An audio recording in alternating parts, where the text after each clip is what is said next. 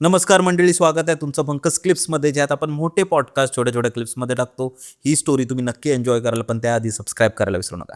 माझी पहिली स्टोरी अशी आहे की ही स्टोरी मला आजी कंटिन्युअसली 1-2-3 वेळा सांगितली असेल. जेव्हा जेव्हा आम्ही बसायचो तेव्हा तेव्हा ही स्टोरी ती सांगायचीच. सो तिची मावशी होती, तिला एका एका अघोरीने झपाटलं होतं, असं बोलतात. झपाटलं किंवा तिच्या मागे वेताळासारखं असतं ना एक प्रकारे. आता सध्या मुंजा विचार आलाय बघ, सो तो असतं पण ते दिसत नाही. बरोबर. हा, सो जस्ट तसंच त्याच पद्धतीने. सो तिच्या मागे ते लागलेलं. कसं लागलं एक्झॅक्ट मला तिने सांगितलं नव्हतं, बट लागलेलं. सो त्याचं असं होतं का तो तिच्या मागे असा लागलेला का तो कधीच सुटला नाही. त्यांनी बऱ्याच गोष्टी ट्राय केल्या, बऱ्याच गोष्टींनी ते बाहेरून बघितलं, बऱ्याच गोष्टींनी त्यांनी ते काढायचा प्रयत्न केला, बट ते नाही गेलं. ॲट द एंड त्यांनी बऱ्याच जणांनी सांगितलं का तुम्ही जोपर्यंत तुमचा जीव जात नाही किंवा तुम्ही मरत नाही तोपर्यंत ते तुमच्या मागेच असणार. सो त्यांनी पण ते एक्सेप्ट केलं आणि हे तिच्या मागे, ती जेव्हा मे बी 19-20 वर्षाची असेल तेव्हा तिच्यासोबत हे लागलेलं. ओके, सो तेव्हा ते आजी वगैरे ते बघायचे. सो तेव्हा तिने मामाला सांगितलेलं की रोज किंवा 1-2 दिवसाआड रात्री तिला आकडी यायची. ती अक्षरशः 2-3 तास अशी ताट व्हायची की तिला कसलंच हे भान नसायचं का नक्की काय होतंय किंवा काय. अक्षरशः तिचा श्वास बीस सगळा बंद असायचा. ती एवढी हे पोजेस्ड होती त्या गोष्टींमध्ये. आणि थोड्या दिवसांनी मग तिला पण तिची सवय झाली का ओके होतंय. सो त्याच्यानंतर काही दिवसांनी म्हणजे तिला जेव्हा सवय झाली, सो तिने लग्न वगैरे तर केलं नाही, बट ती इतकी स्वतःला सेफ असायची ना, कारण ती रात्री 12-1 वाजता जरी घरी यायची तेव्हा तिला एक अशी जाणीव असायची का आपल्यासोबत कोणीतरी आहे.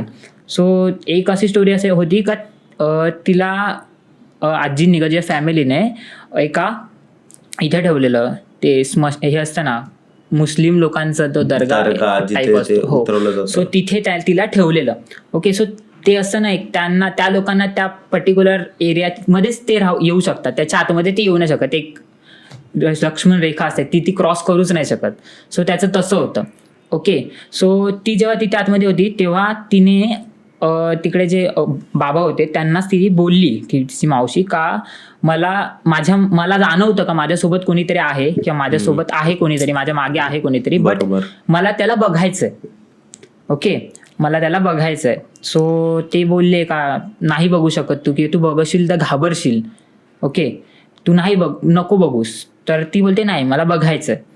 ओके, सो मग ती बोलले का आज रात्री काहीतरी तेव्हा अमावस्या का काहीतरी होती. सो ते बोलले का तू आज रात्री बरोबर 12 नंतर इथे बस. तर तिला एक झाड होतं वडाचं, त्या झाडाखाली ते झोपवायचे, मग ती तिथे झोपायची. सो ते बोलले का तू आज रात्री 12 नंतर एक्झॅक्टली तू फक्त त्या गेटच्या बाहेर बघ, तुला ते दिसेल. फक्त काही बोलायचं नाही, तो काही करेल, काही त्याला रिस्पॉन्स द्यायचा नाही, फक्त बघायचं, बाकी काही करायचं नाही. बोले ओके. सो जेव्हा 12 वाजले रात्रीचे तेव्हा ती होती जागी बसली आणि तिला बाहेर फक्त गेटच्या बाहेर तिने बघितलं. सो ते अघोरी टाईप असतात बघ, अघोरी इज लाईक एकदम असा फेटा घातलेला, एकदम असा धिप्पाड, एकदम उंच धिप्पाड, असे गळ्यामध्ये एकदम ते रुद्राक्ष वगैरे, अशी धोती नेसलेली, हातामध्ये काठी वगैरे, एकदम असा काळा काळा कुट्ट असा एकदम. तिला ते दिसलं प्रॉपरली. ती काय बोलली नाही, काही एकदम शांत झाली.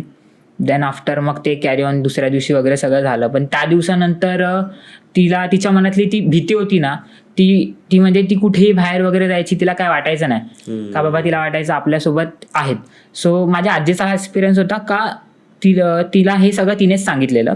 बट जेव्हा तो एक दर्गा होता, पुण्याला राहायचे ना, सो जेव्हा ती आजी तिच्या मावशीसोबत त्या दर्ग्यामध्ये जायची ना, सो तेव्हा तिने मला सांगितलं का जेव्हा पण जायचं ना, कारण त्या दर्ग्यामध्ये सगळी भूतच असायचे, असे तिचं मत. ती बोलायची का ते भूतच असायचे, झाडं अशी पूर्ण झाडं असायची, मधून रोड होता आणि या साईडला दोन्ही बाजूला झाडं आणि त्या झाडावर भूतच असायची सगळी.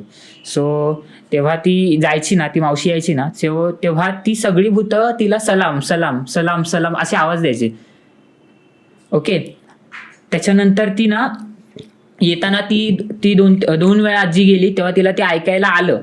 सो त्याच्यानंतर ती बोलली का, ती मावशी आहे ना, ती जोरात बोलली का माझी माणसं येतात इथे, तुम्ही असं काही बोलायचं नाही.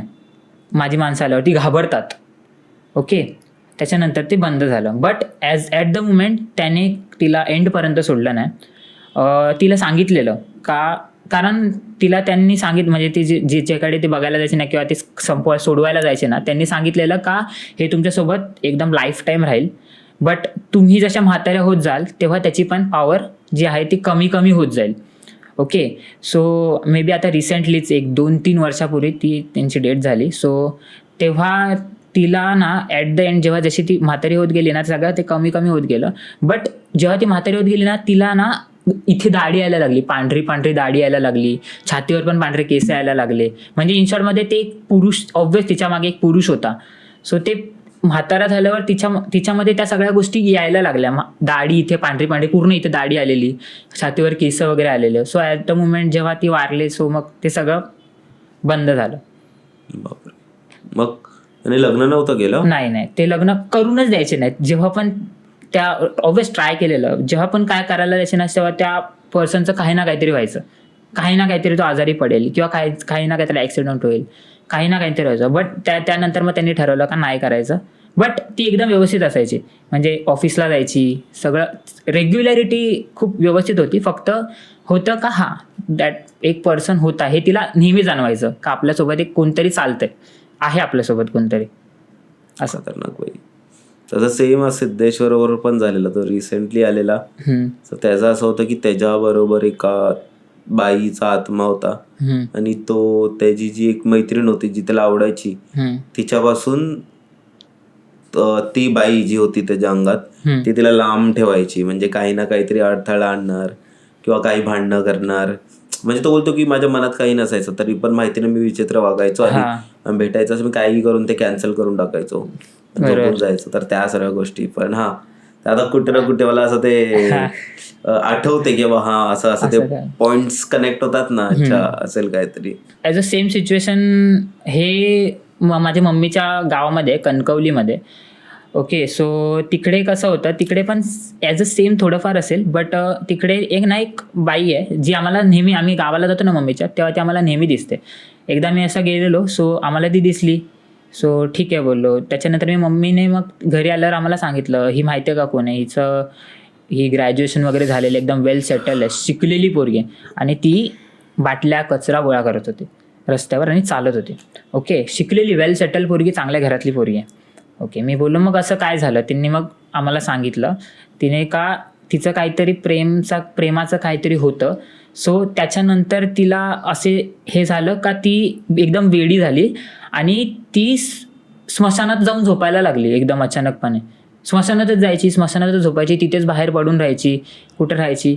त्यामुळे मग त्या सगळ्या गोष्टींमुळे काही झालं माहीत नाही. बट तिचं नाव सरग्या नाव आहे तिचं. तिला सगळे गावामध्ये सरग्या बोलतात.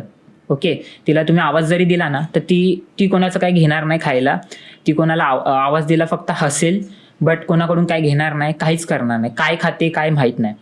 बट ती person Dighavale to Kankavli around 30 kilometres असतील, 30 to 30+ किलोमीटर असतील. तिथून ती चालत जाते, तिथून ती रोज चालत येते. रोज तेवढा प्रवास ती चालत करते, 30+ किलोमीटर. कचरा गोळा करत करत करत करत जाते, चालत येते, आणि रात्रीची ती पूर्ण रात्रभर ती स्मशानात झोपते. माहित नाही काय कशामुळे त्या गोष्टी झाल्यात. बट एका सिंगल पर्सनला 40-30 किलोमीटर वॉकिंग करून जाणं हे अजिबात पॉसिबल नाही. ते पण रोज चालत जायचं आणि रोज चालत यायचं. म्हणजे जवळपास सकाळी 7 वाजता ती जर निघत असेल तर ती रात्री 8-9-10 घरी येते परत. ते कचरा वगैरे स्मशानात परत मग तिथेच जाऊन झोपते. तिथेच काय मग ते काय असेल तिथेच खाणार वगैरे. बट ती वेल दिसायला पण एकदम आता तशी झाली, बट ती दिसायला पण वेल. मम्मीने मला फोटो पण दाखवलेला तिचा. अशी दिसायची बघ, अशी फॅमिली होती तिची. सो तिच्या मागे बॅक स्टोरी वगैरे काय माहिती पडली तुम्हाला? नाही, बॅक स्टोरी तिकडे कोणालाच माहिती नाही. फक्त एवढंच माहिती आहे का बाबा का त्या पर्सन बद्दल अशी गोष्ट झालेली. त्याच्यानंतर जे झालं मग तिच्या फॅमिलीने पण नाही तिच्याकडे लक्ष वगैरे काही दिलं. एका टाइम नंतर ते पण हरून जातात. सो मग त्याच्यानंतर मग ती तशीच आहे. मग आता जोपर्यंत ते एक असतं ना का बाबा एक ऑब्व्हियस स्मशानात झोपणं आणि त्या गोष्टी ऑटोमॅटिकली लागतात मागे असं बोलतात म्हणा. सो तसंच काहीतरी असावं बापरे. तिच्या बरोबर पण. हे म्हणजे खूप खतरनाक गोष्ट आहे. म्हणजे तेच आपण बघतो ना की नक्की तिला वेळ लागले, मेंटली ती थोडी mentally काय sick आहे. झाली आहे किंवा हे खरोखर आहे ते माहिती नाही, पण हे खूप क्रिपी गोष्ट आहे ती यार. गोष्ट आहे ते जेव्हा कळतं ना.